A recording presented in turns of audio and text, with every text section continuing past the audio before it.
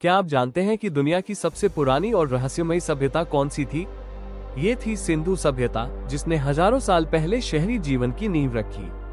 आज हम आपको सिंधु सभ्यता के अनकहे रहस्यों से रूबरू कराएंगे और बताएंगे कि इसे सिंधु क्यों कहा जाता है। तो क्या आप तैयार हैं इस ऐतिहासिक यात्रा के लिए, जहां हम हड़प्पा, मोहेंजोदड़ो और अन्य महत्वपूर्ण स्थलों की खुदाई के राज खोलेंगे? दोस्तों, मैं हूं उमेश यादव और आप देख रहे हैं मेरा चैनल आइडियल कंप्यूटर जोन। तो चलिए शुरू करते हैं और जानते हैं सिंधु सभ्यता के अनकहे सच। कभी आपने सोचा है कि हम जो सभ्यताएं आज जानते हैं, उनका जन्म कहां और कैसे हुआ? आज हम आपको एक ऐसे समय में लेकर जाएंगे जब मानवता ने पहली बार लिखने का प्रयास किया, लेकिन उसकी लिपि आज भी रहस्य बनी हुई है। ये था आद्य ऐतिहासिक काल, जब सभ्यताओं के पथ पर पहले कदम रखे गए थे। लेकिन इस काल की सबसे खास बात ये थी कि इस समय की जानकारी केवल पुरातात्विक साक्ष्यों के माध्यम से ही मिलती है। इसी काल में एक सभ्यता का जन्म हुआ, जिसने न केवल अपने समय को बल्कि हमारे इतिहास को भी हमेशा के लिए बदल दिया। हम बात कर रहे हैं सिंधु सभ्यता की, जिसे सबसे पहले सिंधु नदी के किनारे पाया गया था।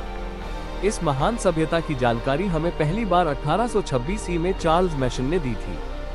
जब सिंधु सभ्यता के बारे में अधिक जानकारी जुटाने की आवश्यकता महसूस हुई, तो जेम्स कनिंघम ने 1853 ईस्वी में इस पर एक सर्वेक्षण किया और फिर 1921 ईस्वी में दयाराम साहनी ने हड़प्पा की खुदाई की, जो इस सभ्यता का पहला मुख्य स्थल था। जैसे जैसे खुदाई आगे बढ़ी, इस सभ्यता का आकार और विस्तार स्पष्ट होने लगा। सिंधु सभ्यता का विकास लगभग 2500 ईसा पूर्व से लेकर 1750 ईसा पूर्व तक हुआ था और ये दुनिया की पहली शहरी सभ्यता के रूप में जानी जाती है। इसका आकार त्रिभुजाकार था और इसके भीतर बसी कई शहरों ने मानवता को एक नया दिशा दी। सिंधु सभ्यता की सीमा इतनी विस्तृत थी कि इसे कई देशों में फैलते देखा गया। इसके पश्चिमी सीमा में पाकिस्तान के सुतकांगेडोर था, जो दाश्क नदी के किनारे स्थित था। जैसे ही आप आगे बढ़ते हैं, मांदा का क्षेत्र कश्मीर में था, जहां पर 1982 ईस्वी में जगपति जोशी ने खुदाई की। अब हम बात करेंगे इस सभ्यता की उत्तरी और पूर्वी सीमा की। उत्तरी सीमा मांदा तक थी, जो चिनाब नदी के किनारे बसा था। वहीं आलमगीरपुर उत्तर प्रदेश में स्थित था, जो हिंडन नदी के किनारे बसा था। इस क्षेत्र की खुदाई यज्ञदत्त शर्मा ने की थी। दक्षिण में महाराष्ट्र के दैमाबाद में प्रवरा नदी के किनारे हमें धातु के रथ के प्रमाण मिले थे, जो इस सभ्यता के विकास का महत्वपूर्ण प्रमाण है। इन खोजों से यह सिद्ध होता है कि सिंधु सभ्यता तकनीकी रूप से अत्यधिक उन्नत थी। अब हम विस्तार से जानेंगे सिंधु सभ्यता के प्रमुख स्थलों के बारे में, जहां पर खुदाई से कई रहस्यमय और अद्भुत साक्ष्य प्राप्त हुए। सिंधु सभ्यता का सबसे पहला और महत्वपूर्ण स्थल था हड़प्पा, जो आज पाकिस्तान के मोंटगोमरी जिले में स्थित है। यहाँ की खुदाई दयाराम साहनी और माधो साक्षर वत्स ने 1921 ईस्वी में की थी। हड़प्पा स्थल पर रावी नदी का प्रभाव स्पष्ट रूप से दिखाई देता है।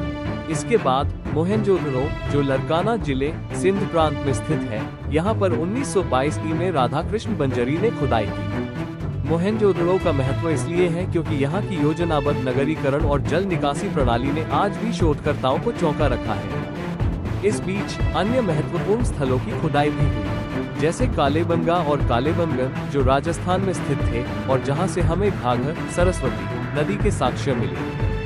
ये सभी स्थल आज हमें एक गहरी समझ देते हैं कि किस तरह सिंधु सभ्यता ने हमें न केवल शहरी जीवन के पहलू सिखाए, बल्कि उसने तकनीकी, सांस्कृतिक और सामाजिक विकास में महत्वपूर्ण योगदान दिया। इन स्थलों की खुदाई ने हमें ये समझने का अवसर दिया कि यह सभ्यता इतनी उन्नत थी कि आज भी हम उसकी महिमा को सराहते हैं। तो दोस्तों, ये था सिंधु सभ्यता का विस्तृत इतिहास, जो आज भी हमारे लिए एक अनमोल धरोहर है। अगर आपको यह वीडियो पसंद आया हो तो चैनल को सब्सक्राइब करना न भूलें। मैं उमेश यादव और आप देख रहे हैं आइडियल कंप्यूटर जोन।